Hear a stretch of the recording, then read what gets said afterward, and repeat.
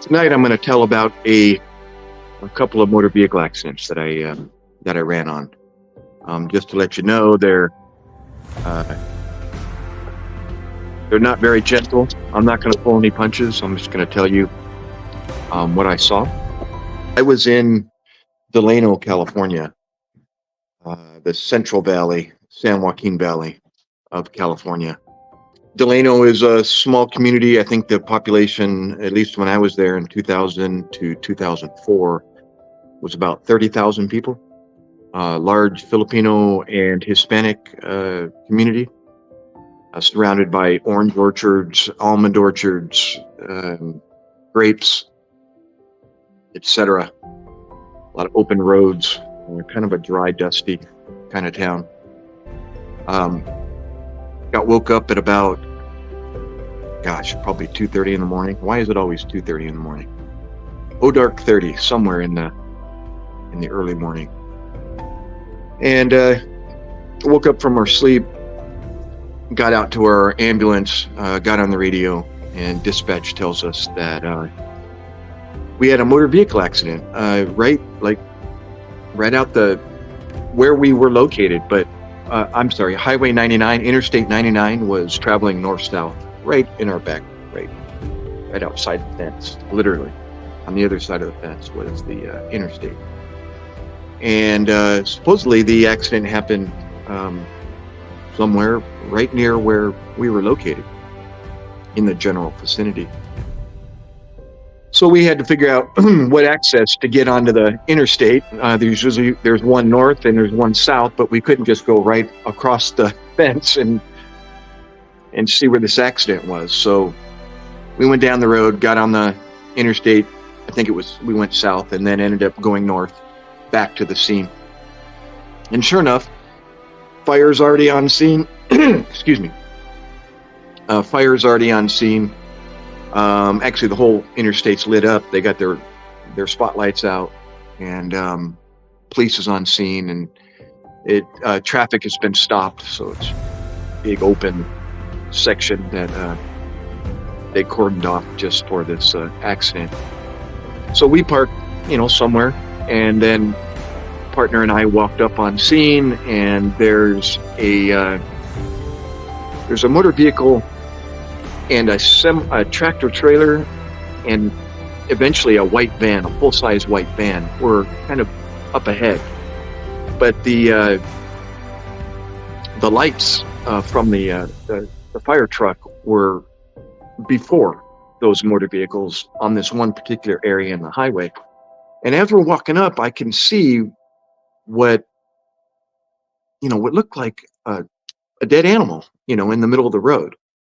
And, I'm sitting there looking, and it's dark. It's kind of, a blackish, dark silhouette kind of color. And I thought, my gosh, what is that, a bear? The first thing I thought of was, there's a bear. There's a dead bear in the middle of the highway. So, I think there was a firefighter standing nearby, and a police officer, a female police officer, actually. And so we walked up and said, what's going on?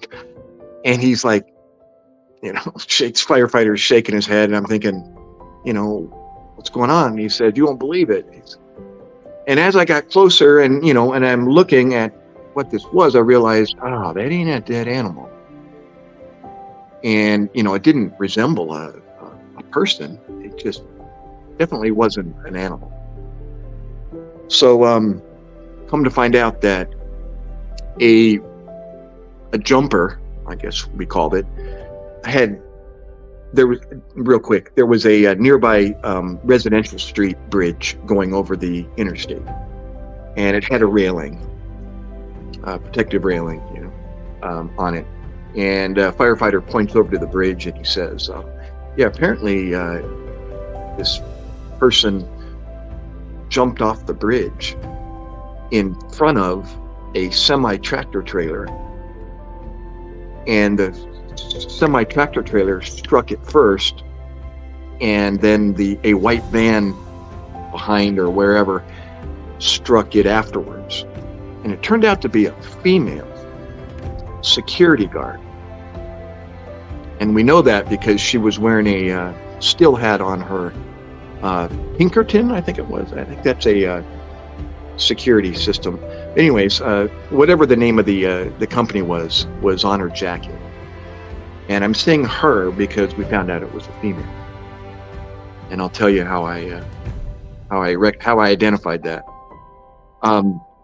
What was in the middle of the freeway was her torso, and it was bizarre. It was the first time I've ever seen anything like this. The torso was headless, and it was literally limbless. It looked like somebody. The first thing I thought after the fact was somebody. If you were able to take somebody's skeletal structure right out of their body, what would happen to the body if you had no skeletal structure? It would collapse down into a mass. Well, that's exactly what was in the middle of this freeway. I mean, it's almost like from the head down, except it was headless, was just compact into a tile about 2 feet high, in the diameter of a torso. And the jacket. Go ahead. The long hair was stuck to the back of the jacket. Some remnants of her hair were still stuck to the back of her jacket.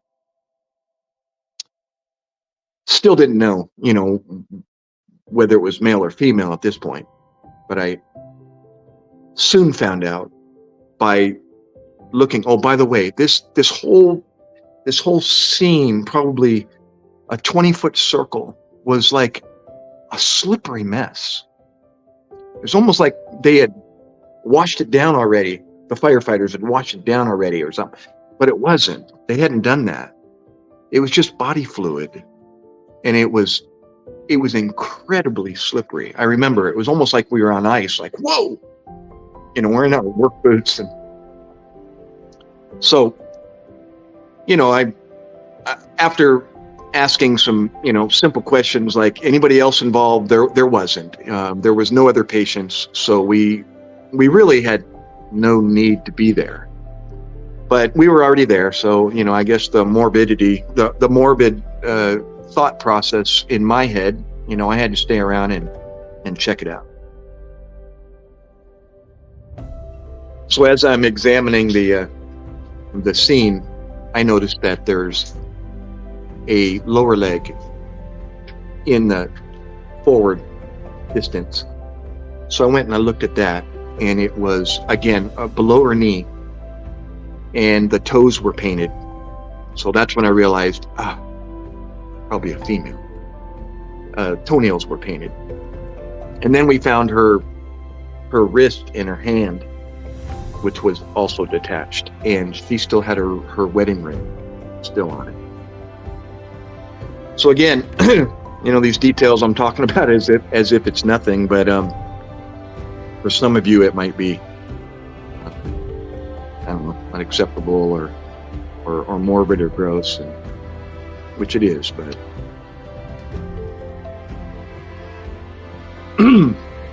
it's reality, and that's what we find.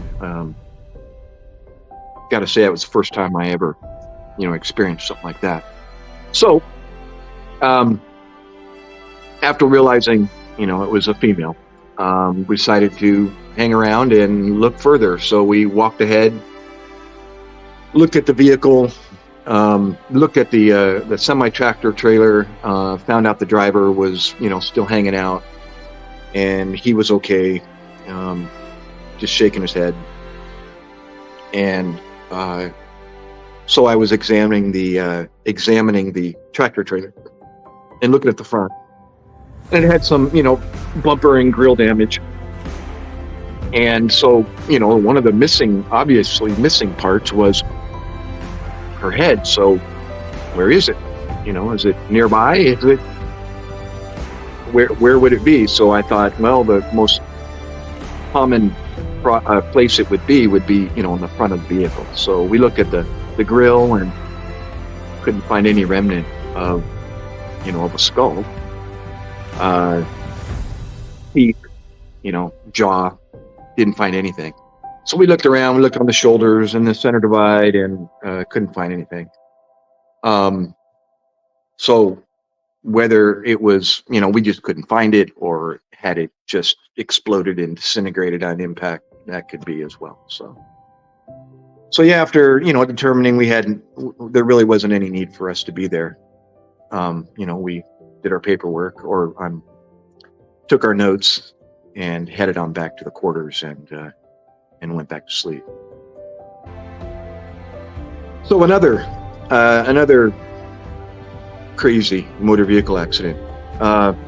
Again, in Delano on Interstate 99, most common place we had our motor vehicle accidents. We also got called out to Interstate 5, which was, a good 30-mile or 20-mile drive to the west, which was out of our jurisdiction, but we did get some calls out there when they needed us.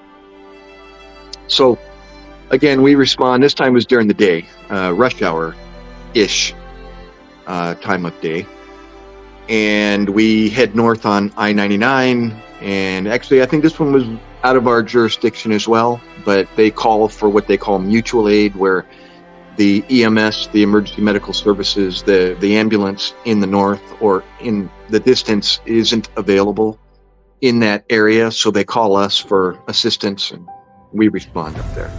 So I believe this was what they call a mutual aid call, where we responded out of our area. So we're heading north on 99, and eventually we get on scene. The accident is actually on the southbound side. So instead of going further north, exiting, and then making a U-turn and coming back down south, or did we? Yeah, that's actually what we did. I had to remember which direction we were facing when we got on scene. Yeah, so we went north, got off the interstate, made a U-turn, and came back, heading south. And eventually we get on scene. Again, it's involving a tractor trailer, big semi, and another vehicle. Turned out to be a Cadillac, soft top Cadillac, the what do you call it, convertible, but a soft top, and the top was retracted back, as they do, how it accordions back to the back. And ironically, the driver was female as well, and apparently, per the truck driver, and this was kind of weird, out of place, was the semi-tractor trailer was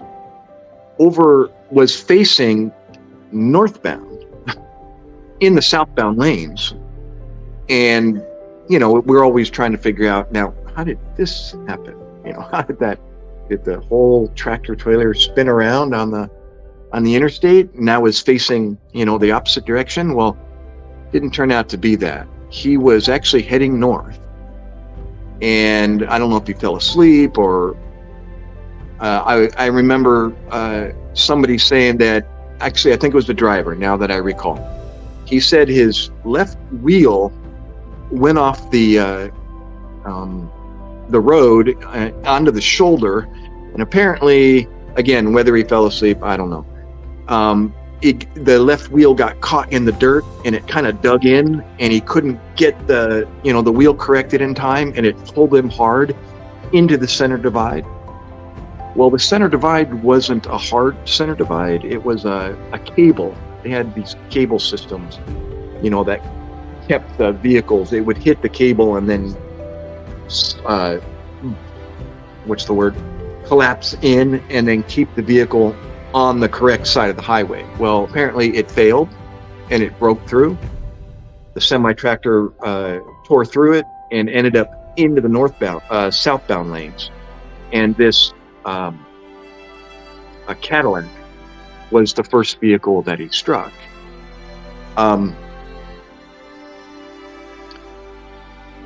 He literally drove over the top of this Cadillac, like right over the top from front to back.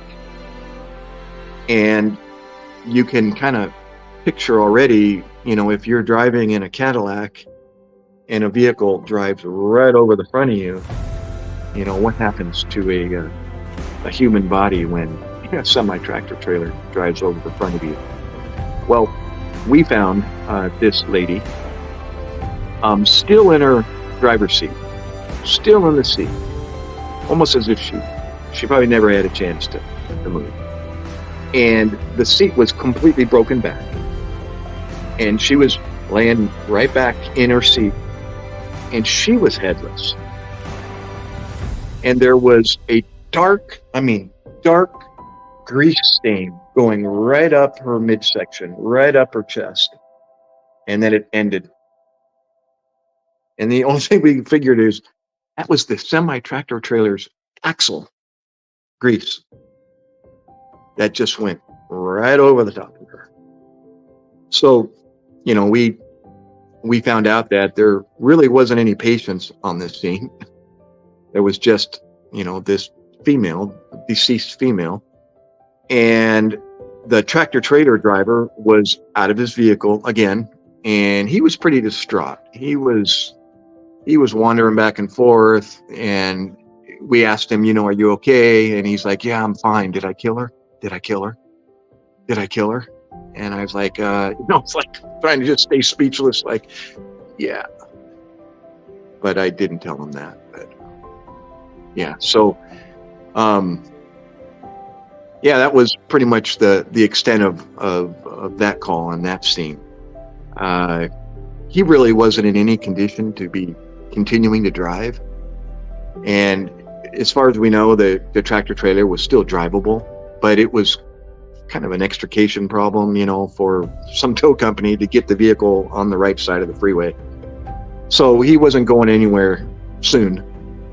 And we offered him a ride to the emergency room, and, if anything, just to hang out or to make some phone calls or, to decompress, calm down, after all of this.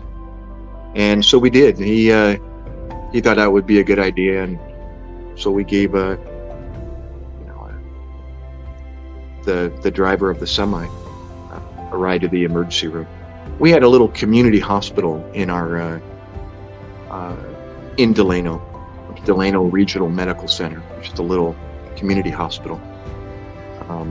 Couldn't handle a whole lot of acute calls, and if we had something that was above their treatment level, we would transport them or transfer them to into a higher level of care about 30 miles away in Bakersfield, California.